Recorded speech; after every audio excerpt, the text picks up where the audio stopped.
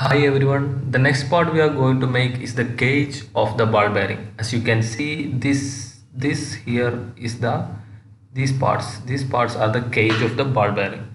This cage performs three basic functions. The first one is to space the rolling elements. As you know, these balls are the rolling elements. So this cage is used to space the rolling elements, and the second function is to retain the rolling elements itself or in conjunction with one of the bearing ring. And the third function of this cage is to guide the rolling elements on their correct rolling path.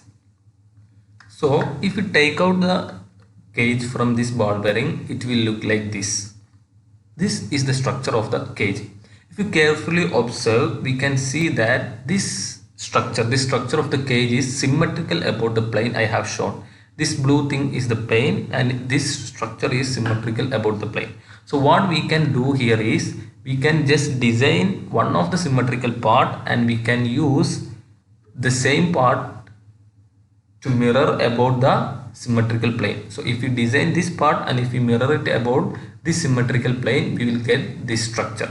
So what we are going to do is we are going to design this half portion of the cage.